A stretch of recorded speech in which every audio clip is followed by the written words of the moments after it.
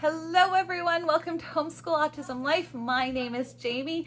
I am super pumped and excited that it is spring in Alberta, Canada. We're starting to see the snow go, minus a couple of snowstorms here and there in the spring, which is completely normal. But it's lovely to see the snow come and then go right away. So I'm really excited about this new just time of renewal, and I'm just very happy about that. So we're in one of the loveliest seasons on YouTube, which is people are starting to talk about curriculum, the things that they like, the things that they're enjoying, the things that they are thinking for next year. I love this time of year here on YouTube because I just love getting to know people's ideas, learning about different things that I might be interested in adding to our homeschool.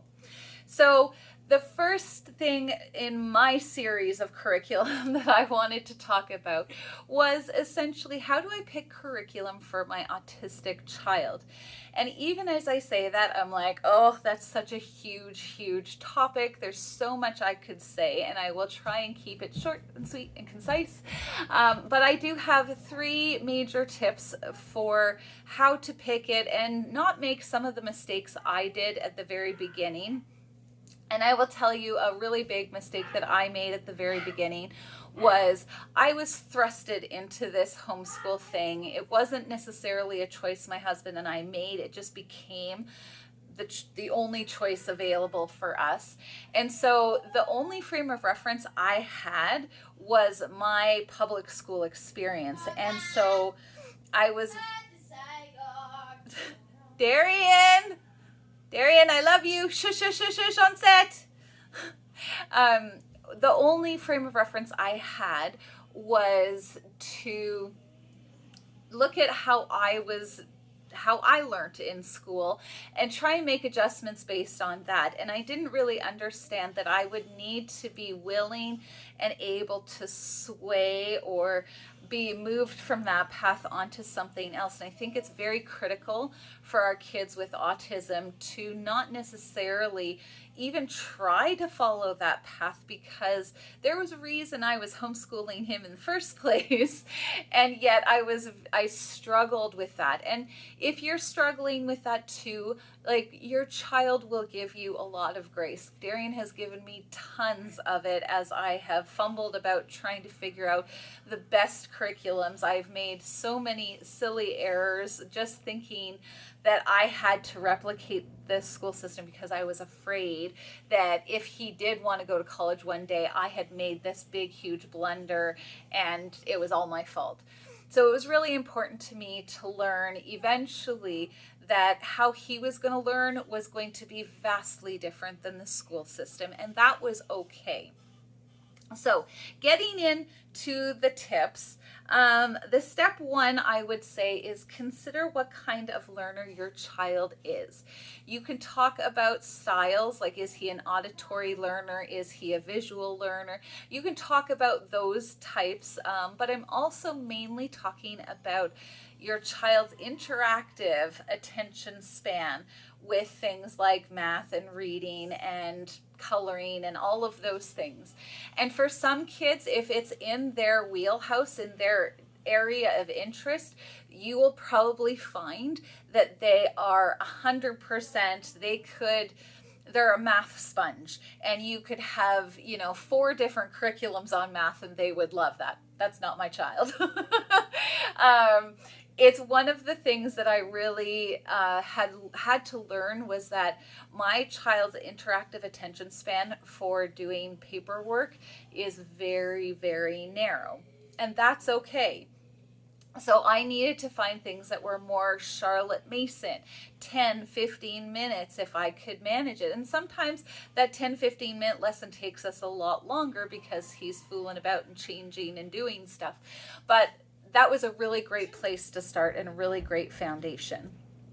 So the second step is to research curriculum that are in that style. So short or long, what fits and what doesn't. And so I had tried early on a master books, I think it's Language for Living Education. I can't remember. It's been a while since I've looked at that book, and I thought, oh, great.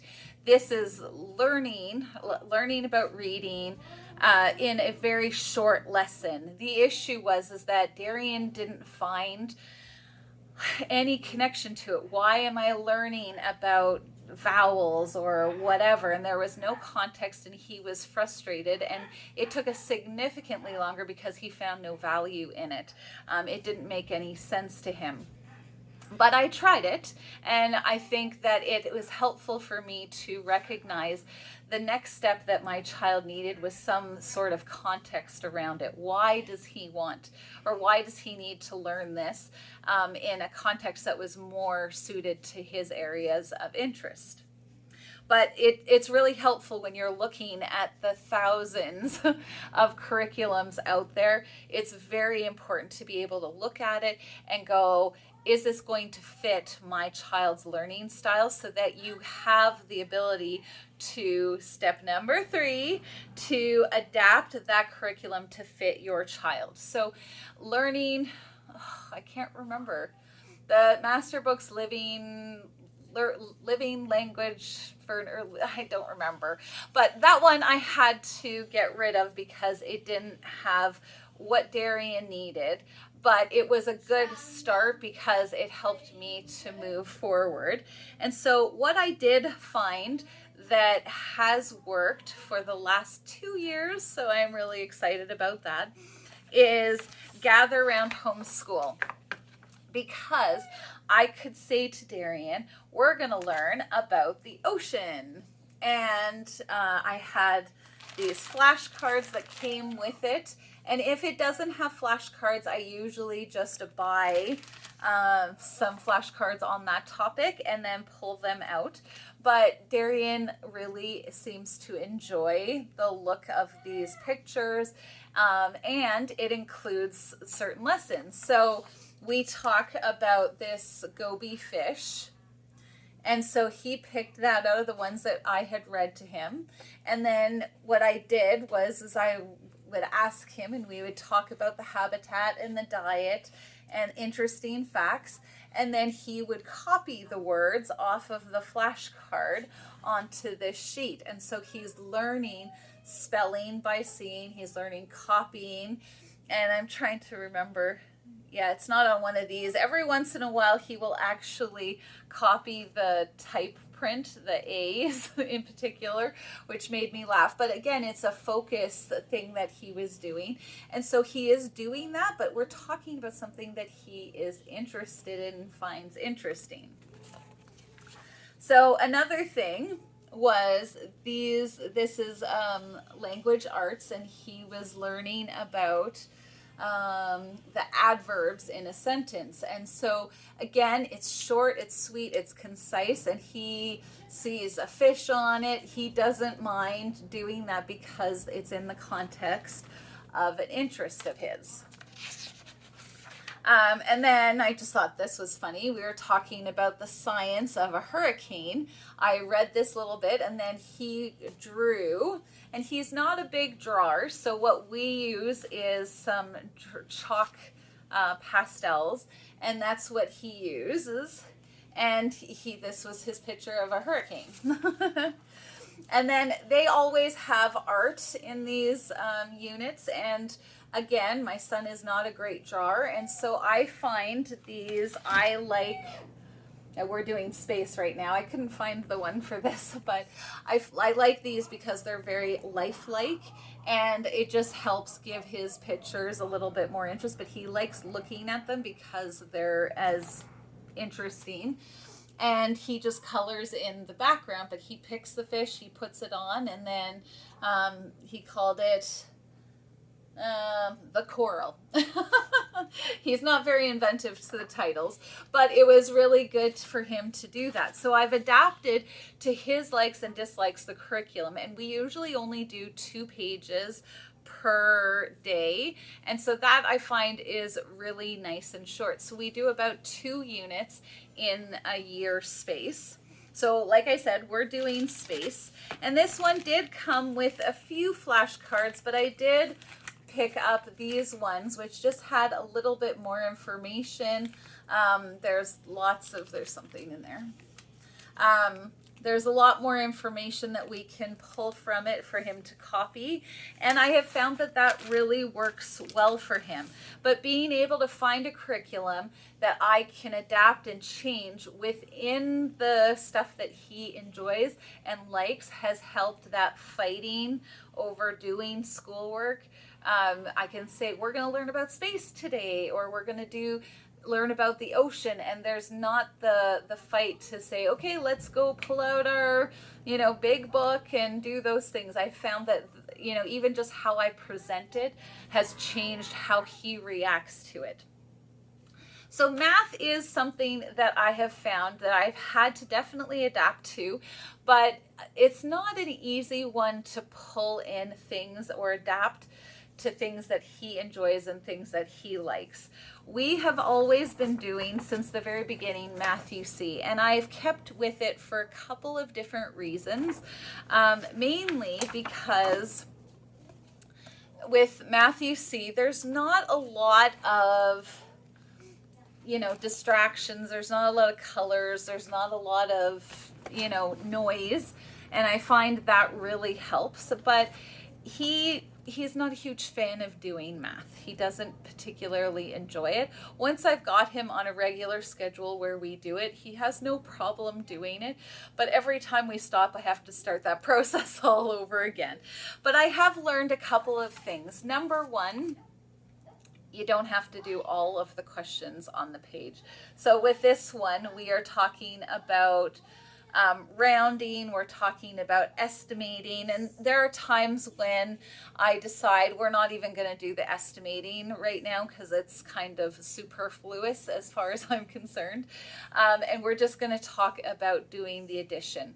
But you can see this isn't a regular sheet. He prefers to do math on the computer, and so I transcribe question 1, 2, 3, 4, and 5. There was probably more like 12 questions that he needed to answer on this particular day. I only did about 5 because we were doing estimating as well. And then he also types it with his tongue. We use the blocks for Matthew C. He counts all of that stuff. He grabs those blocks. He does. I will leave a link down below to one of our math lessons. But at the end, when it comes to word questions, I will do something like we went and visited his uncle and aunt and cousins. And so I said, I think that weekend we did that. And so I was like, Darrion's family went to visit other family members.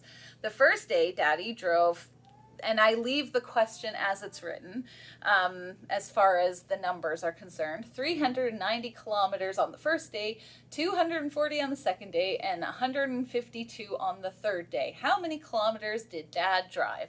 I changed those word questions, that's the word.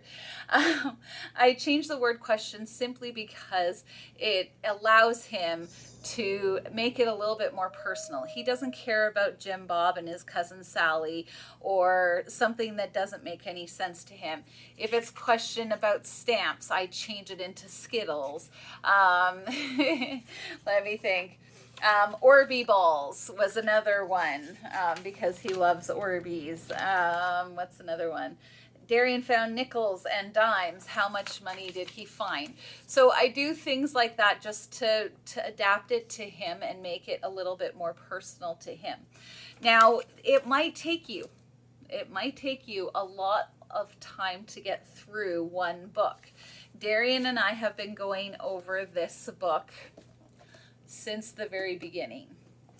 And so I've had to change and adapt how I look at his progress to make sure that I'm not feeling like I'm failing him or that he only tolerates doing math once a week. And so I have found that I truly, truly, truly had to learn to be okay with his timing when it came to learning about some things. So that's essentially those 3 tips. of consider what your child is learning. Is he learning in big chunks, or does he have a lot of an interactive attention span? Step 2, research the curriculums that fit that learning style. If you need something short, check out most of Charlotte Mason lesson types. And then step 3, adapt the curriculum to fit your child so that they find it interesting and are less likely to pull and push those things. So I hope that this has helped you. I hope that this encourages you. I will leave a link down to my changing my outcomes and goals for my autistic son, just because that was something else that I had to really struggle to accept, and it will be listed down in the description box below. Again, I hope this is helpful. Have a wonderful, wonderful day, and we'll talk to you next time. Bye-bye.